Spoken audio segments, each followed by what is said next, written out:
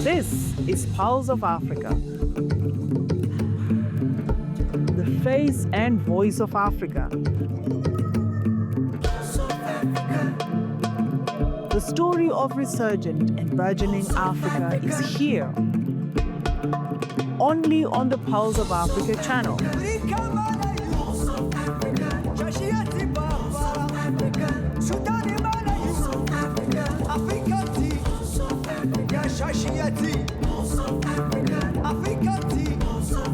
Pulse of Africa, the face and voice of Africa.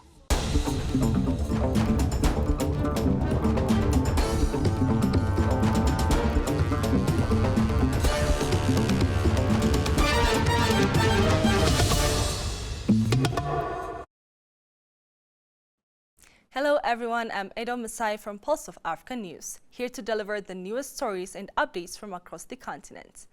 World leaders at the 20th Group of 20 G20 Summit reached broad consensus on disaster resilience, debt sustainability, just energy transitions, and critical minerals as they adopted the G20 South Africa Summit's leaders' declaration on Saturday. The announcement of the declaration's adoption was made at the opening of the summit, the first ever held in Africa.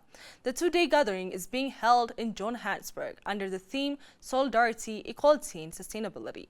The declaration warns that increasingly frequent and intense disasters and shocks are undermining development and overstretching response systems. Leaders say they hinder progress towards sustainable development and strain both national capabilities and the international system's ability to respond.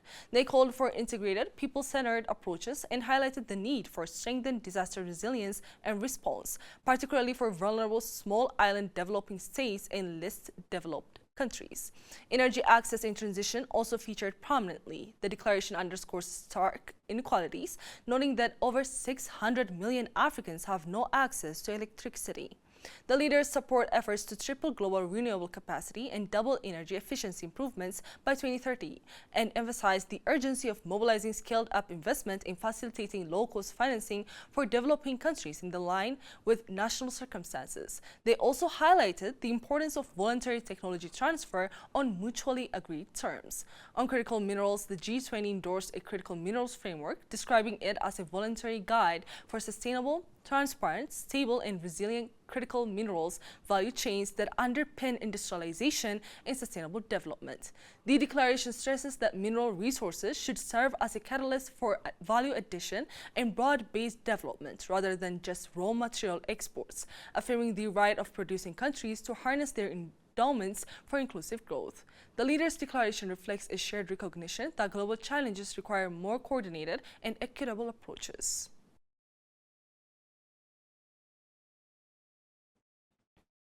Ethiopian Prime Minister Abiy Ahmed held a series of bilateral meetings with global leaders on the sidelines of the G20 Leaders Summit 2025 in Johannesburg, South Africa. The Prime Minister met with Finland's President Alexander Stubb, European Council President Antonio Costa, French President Emmanuel Macron, German Chancellor Friedrich Merz, and Norway's Prime Minister Jonas Gahr Støre, Prime Minister of India Narendra Modi, as well as leaders from other countries. Discussions focused on regional developments, multilateral cooperation, and strengthening partnerships in areas of education, climate action, and investment aligning with Ethiopia's ongoing economic reforms and efforts to deepen global engagement. Prime Minister Abiy also held a productive meeting with Turkey's President Recep Tayyip Erdogan, where the two leaders discussed economic and cultural ties, sustainable development, and enhanced cooperation on climate initiatives. Prime Minister Abiy Ahmed held talks with World Bank President Ajay Banga, reaffirming the strong partnership between Ethiopia and the World Bank Group.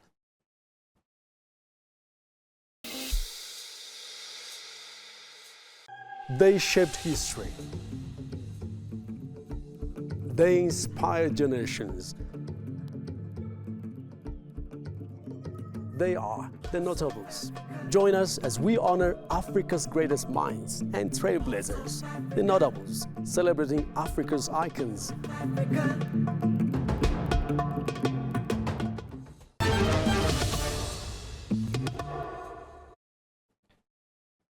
The European Union has launched the Africa-Europe Partnerships for Culture (AEPC) Nigeria Cluster, a £30 million project aimed at empowering artists and strengthening cultural cooperation. Implemented by the Goethe Institute, the initiative will expand collaboration opportunities for Nigerian and other African creatives with partners across Europe. EU Ambassador Gautier Mignot said culture is central to sustainable development and mutual understanding, noting the program aligns with the EU's Global Gateway strategy. He added that the EU is committed to amplifying African voices in promoting cultural diversity. The project joins other EU-funded cultural efforts in Africa, including a £20 million museum partnerships initiative and the £15 million Creative Africa audiovisual collaboration program.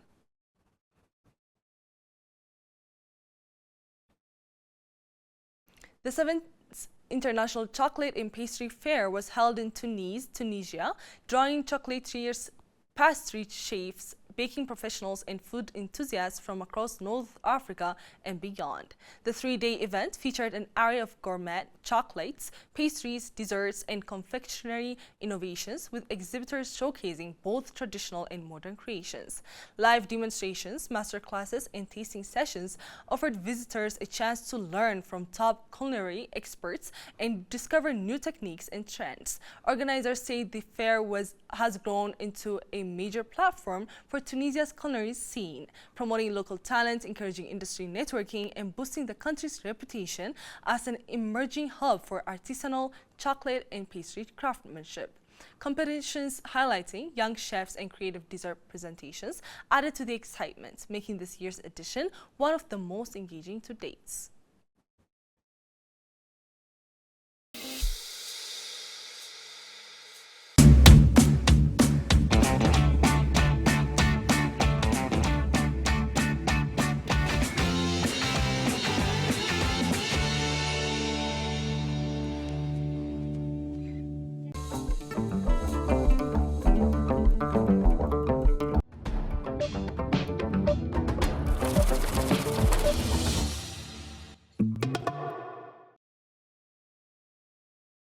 The United Arab Emirates said on Saturday it will invest $1 billion to expand AI infrastructure and AI-enabled services across Africa, with the aim of helping countries meet national development priorities.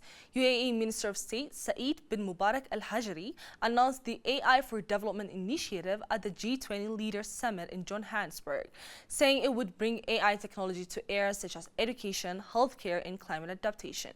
We consider AI not just as a future industry, but as a cornerstone of humanity's future, he said in a statement. Therefore, my country is actively accelerating innovation to enhance productivity and drive significant advancements in the global economy, with a strong commitment to developing responsible and inclusive AI for the benefit of everyone.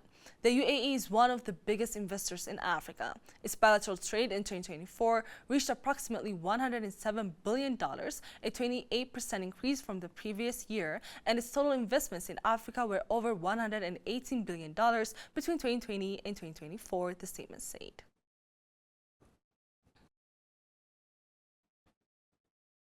Walmart opened its first store in South Africa on Saturday, making the U.S. retail giant's debut on the African continent as it seeks a foothold in a competitive market dominated by local and regional retailers. While Walmart has operated in South Africa for years through its fully owned subsidiary Massmart, which runs chains like Makro, Game, and Builders Warehouse, it has never launched stores bearing its own name.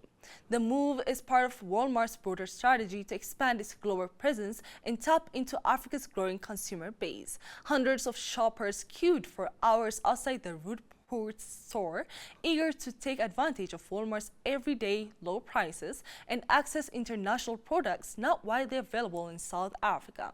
In addition to in-store shopping, Walmart is launching a 60-minute online delivery service, placing it in direct competition with Checkers' 60 on-demand platform, operated by South Africa's largest grocery chain, ShopRite.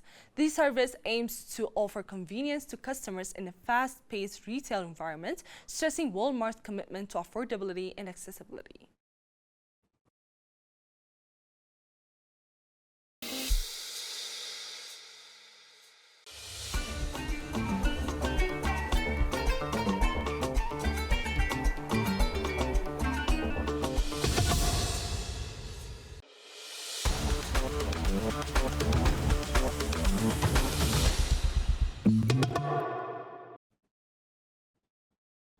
Ethiopia stands among the few African nations that helped lay the foundation for Africa Cup of Nations and strengthened the roots of football across the continent.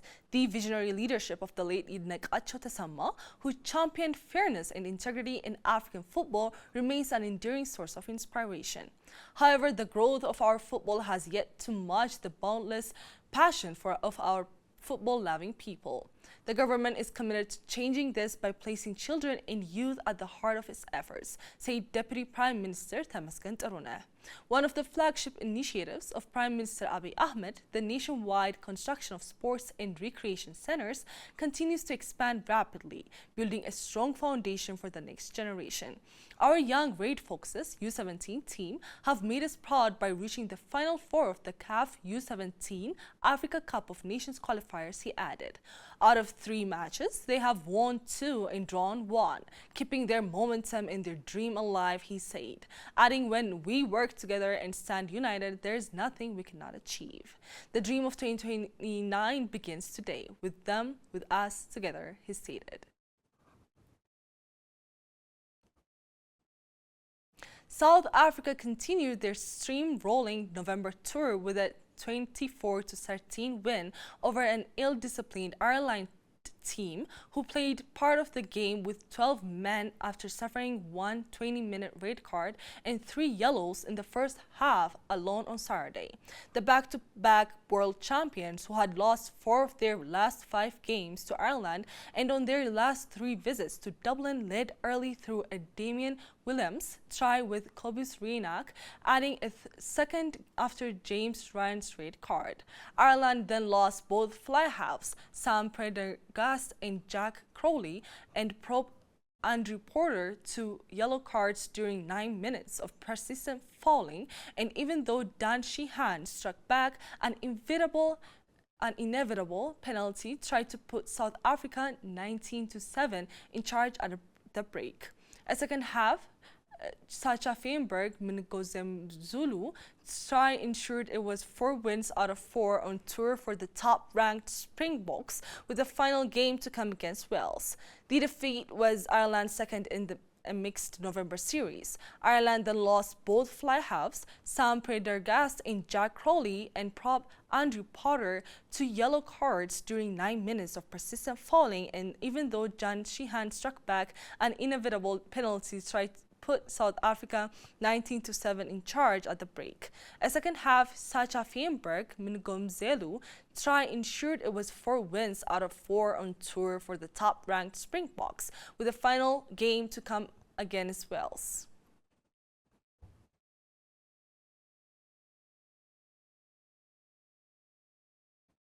Up next, we'll provide the latest weather forecast.